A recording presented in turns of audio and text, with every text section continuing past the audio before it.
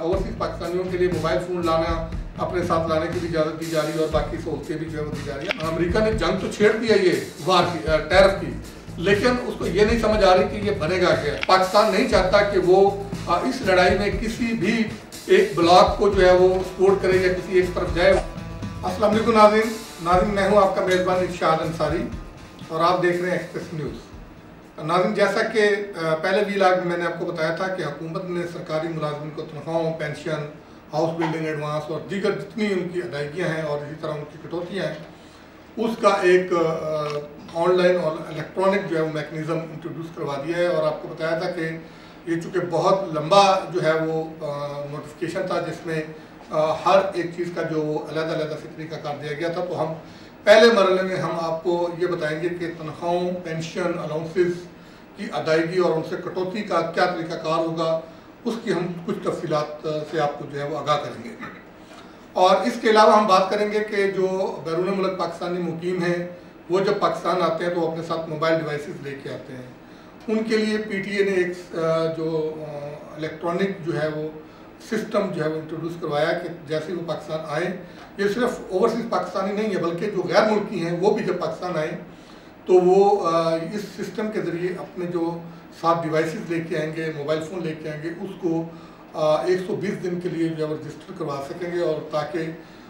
उनकी सिमें और उनके मोबाइल फ़ोन जो है वो बिला तातुल पाकिस्तान में काम करते रहें। उस पर हम थोड़ी सी आपको तफसीलात बताएँगे। और तीसरा हम आपको बताएँगे कि जो टैरिफ वार चल रही है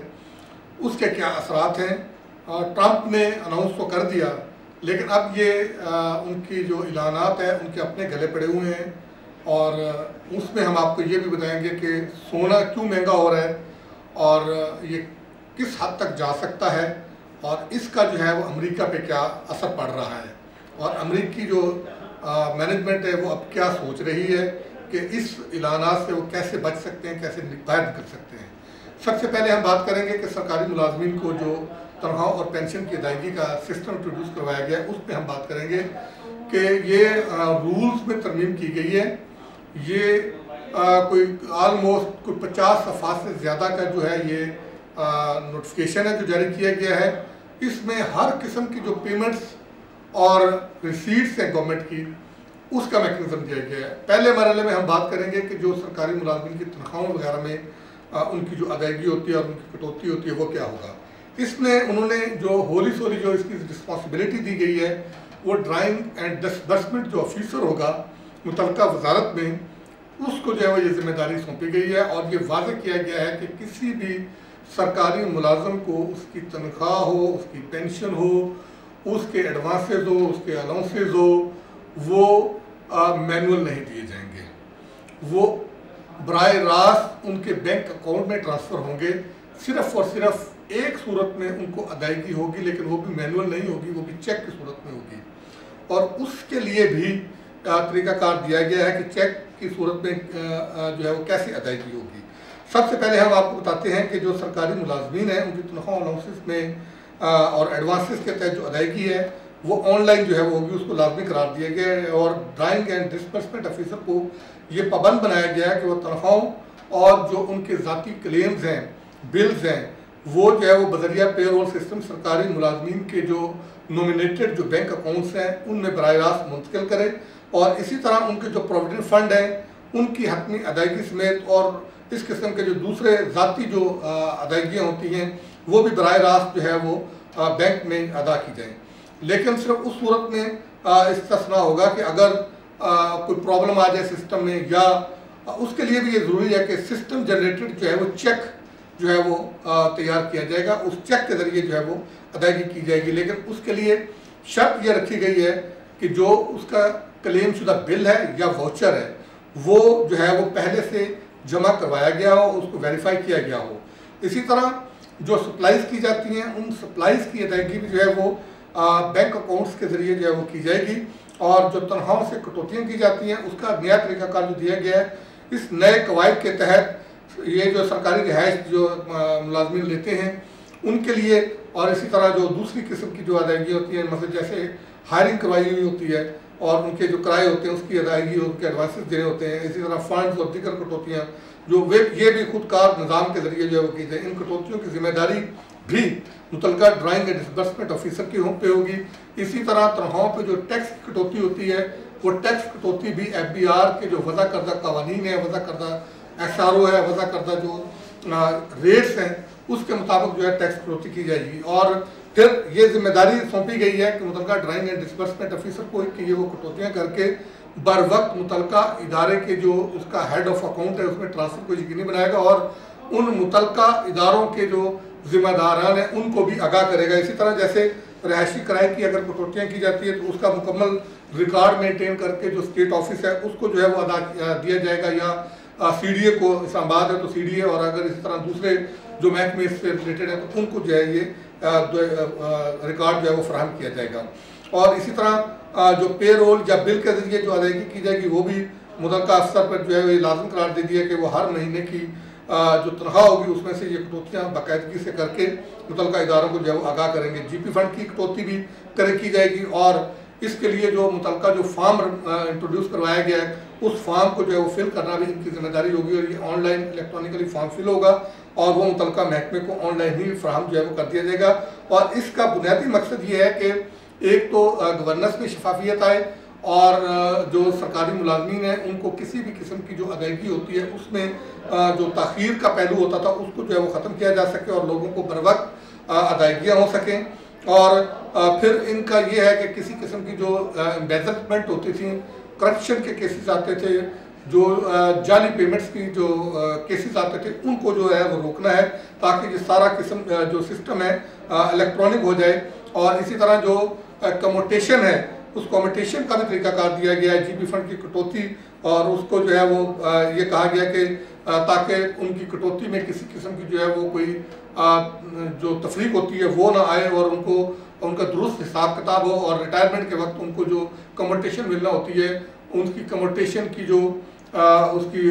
जो रिकंसाइलमेंट और इस तरह उसकी जो तखमीनाजात लगाने में जो उनका टाइम ज़ाया होता है, जो फाइलिंग में टाइम ज़ाया होता है वो ना हो सके। और जब बंदा रिटायर्ड हो तो उसका सारा रिकॉर्ड जो है वो मेंटेन हुआ हो और उस रिकॉर्ड को मद्देनजर रखते हुए उसकी रिटायरमेंट पे उसकी जो कम्यूटेशन बनती है वो उसको फौरी तौर पे अदा कर दी जाए। और इसी तरह इसमें यह भी तरीकाकार दिया गया कि बाज़ सरकारी मुलाजमीन के केसेस में अदालत की तरफ से जो है वो उनकी तनख्वाहों में कटौती या तनख्वाहों को रोकने के जो है वो अहकाम जारी कर दिए जाते हैं। उन अदालती अहकाम पे अमल दरामद का तरीकाकार भी दिया गया है कि उसके तहत कैसे कटौती होगी। अगर किसी मुलाजम पर अदालत ने किसी भी कर्जे की अदायगी के लिए या किसी भी किस्म की जो उसके ज़िम्मे लाइबिलिटी है उसकी रिकवरी के लिए जो है उसकी तनख्वाह जब्त करने का हुक्म दिया हो या उसकी तनख्वाह में उसकी कटौती का हुक्म दिया हो तो वो फिर मुतलका अफीसर की ये जिम्मेदारी होगी कि वो अदालत के इस हुक्म पर अमल दरामद करे और जो अदालत ने फैसला दिया हुआ है उस फैसले के मुताबिक अगर पार्शियल डिडक्शन करनी है तो पार्शियल डिडक्शन, अगर फुल तनख्वाह जो है वो जब्त करनी है तो फुल तनख्वाह जब्त करके वो मुतलका जो भी इदारा है या जो भी जो अदालती हुक्म के मुताबिक जो उसका तरीकाकार दिया गया है कि किस बैंक अकाउंट में किस इदारे के उसमें देनी है तो वो उसमें जो है वो जमा करवाई जाए। और इसी तरह सरकारी मुलाजमीन को जो अदायगियाँ हुकूमत की तरफ से होती हैं, हाउस बिल्डिंग एडवांस हो, कार एडवांस हो, मोटरसाइकिल एडवांस हो, वो भी फौरी तौर पे जैसे ही वो केस सबमिट करवाएंगे, केस सबमिट करवाने के बाद इसी रिकॉर्ड की बुनियाद पे वो ताख़ीर नहीं होगी और उनकी ऑटोमेशन जो ऑटोमेटेड सिस्टम है उसके ज़रिए उनकी जो बनती है रकम वो उस कैलकुलेट होके मुतलका अफीसर के पास चली जाएगी और उसके अप्रूवल होके उनके अकाउंट में चली जाएगी। दूसरा जो इक़दाम है कि वो पाकिस्तान टेलीकम्युनिकेशन अथॉरिटी ने ये इक़दाम उठाया है और उसमें जितने बैरून मुल्क मुकीम पाकिस्तानी हैं या गैर मुल्की शहरी उनके लिए मोबाइल डिवाइस रजिस्ट्रेशन की जो है वो आर्जी सहूलत का जो है मुतारफ़ करवाई है। ये सारा ऑनलाइन है और ये जो PTA की ऑफिशियल डिवाइस रजिस्ट्रेशन पोर्टल है ये उसके ज़रिए होगा, इसकी कोई फीस नहीं होगी, कोई चार्जेस नहीं होंगे और ये चंद जो है वो स्टेप्स के ज़रिए और चंद मिनट्स में जो है ये सारा प्रोसेस मुकम्मल हो जाएगा। जितनी मरतबा भी ओवरसीज़ पाकिस्तानी या गैर मुल्की शहरी पाकिस्तान में आएंगे वो आते वक्त जो है वो अपने डिवाइसेस को इसी पोर्टल के ज़रिए जो है वो आर्जी रजिस्टर्ड करवा के तो पाकिस्तान में इस्तेमाल कर सकेंगे और उसमें किसी किस्म की कोई जो है वो रुकावट नहीं होगी। और साथ ही ये है कि अब इसकी प्राइम मिनिस्टर ने अप्रूवल दे दी है और ओवरसीज़ पाकिस्तानियों के लिए मोबाइल फ़ोन लाना अपने साथ लाने की भी इजाज़त दी जा रही है और बाकी सहूलतें भी जो है वो दी जा रही है। अब थोड़ी सी हम बात करते हैं कि जो सोना महंगा हो रहा है कि इसकी क्या वजह है। अगरचे पिछले कुछ दिनों से सोने की कीमत जो है वो गिरी है, आज भी जो है वो सोना कोई 3,000 रुपये से ज़्यादा जो है सस्ता हुआ है। लेकिन जो ट्रंप की तरफ से जो आगाज़ किया गया है, जो अनाउंसमेंट्स की गई हैं टैरिफ के हवाले से, जो वार छेड़ी गई है, माहिरीन का ये कहना है कि ये उसकी जो है वो एक उसके असरात हैं। और अगर ये वार जो है वो मज़ीद तूल पकड़ती है तो उस सूरत में ये सोने की कीमत जो है वो 4 लाख रुपए फी तोला तक जो है वो जा सकती है। और इसकी ये जो ऐलानात हैं ये खुद ट्रंप इंतजामिया के गले भी पड़े हुए हैं और वो ये सोच विचार में लगे हुए हैं कि किस तरह इससे निकला जाए। और एक सोच ये चल रही है कि ये जो इकदाम है, चूँकि ये अमेरिकन कांग्रेस में जाने होते हैं, कांग्रेस इसको जो है वो वहाँ पे रिजेक्ट कर सकती है। तो ये कोशिश की जा रही है कि इसको जल्द अज जल्द कांग्रेस में पेश करके तो वहाँ से इसकी रिजेक्शन करवाई जाए, क्योंकि अमेरिकन इकॉनमी जो है वो बुरी तरह से जो है मुतासर हो रही है। डॉलर जो है वो नीचे जा रहा है और आलमी मालियाती इदारे इस बात पे जो है वो खबरदार कर रहे हैं कि देखें, आज से 20 साल पहले जो डॉलर में ट्रेड हो रही थी इंटरनेशनल, वो 70% थी। आज वो कम होकर जो है वो 58% पे आ गई है। और अमेरिका ने जंग तो छेड़ दिया ये वार की, टैरिफ की, लेकिन उसको ये नहीं समझ आ रही कि ये बनेगा क्या, क्योंकि इस वक्त सबसे जो मकरूज इकॉनमी है वो खुद अमेरिका की है इस वक्त। और अमेरिका का जो मोड है लोन लेने का, वो टी बिल्स के जरिए लेता है। और इसमें जो टी बिल्स हैं, इनमें सबसे जो बड़े बायर हैं वो इस वक्त जापान है, और दूसरे नंबर पर फिर चाइना है, फिर सऊदी अरब है, और दूसरे ममालिक हैं। इस अनसर्टेनिटी की वजह से चीन एक तो अपनी तरफ से जो है वो टी बिल्स अपने जो है वो चुपके से जो है वो बेच रहा है। 2013 में जो है वो चीन के पास जो अमेरिकन जो टी बिल्स थे वो कोई 1300 अरब डॉलर से ज़्यादा के थे, वो अब कम होकर 780 अरब डॉलर के करीब रह गए हैं। इस वक्त जो सबसे ज़्यादा टी बिल्स हैं वो जापान के पास है, वो 1100 अरब डॉलर से ज़्यादा के टी बिल्स हैं। और चूँकि ये टैरिफ की वार चली है, तो अब ये ममालिक जो ये टी बिल्स बेच के तो जा रहे हैं गोल्ड की तरफ। गोल्ड इस वजह से महंगा होता जा रहा है क्योंकि गोल्ड को महफूज इन्वेस्टमेंट जो है वो समझा जा रहा है। और चीन, जापान और दूसरे मुल्कों को देख के अब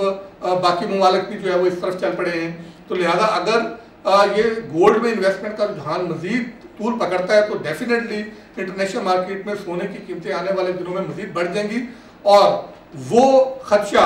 जो अमेरिका को एक अरसे से लायक है, और उससे बचने के लिए अमेरिका ने जो है वो जंगें छेड़ी ताकि किसी तरीके से डॉलर की जो डोमिनेशन है आलमी सतह पे, डॉलर की जो सुपरमेसी है, उसको बरकरार रखा जाए। अगर अमेरिकन इंतजामिया की तरफ से इस पॉलिसी पे अगर नज़रसानी ना की गई तो ये जो डॉलर की डोमिनेशन का उनका जो ख्वाब है वो शायद अब ज़्यादा अर्सा ना चल सके, क्योंकि चीन जिस तरीके से ग्रेजुअली आगे बढ़ रहा है वो भी उनके लिए जो वो खतरनाक है। और दूसरी तरफ कनाडा ने भी अपना जो उनका जो फंड था, जो पेंशन फंड था, उसकी इन्वेस्टमेंट भी उन्होंने जो है वो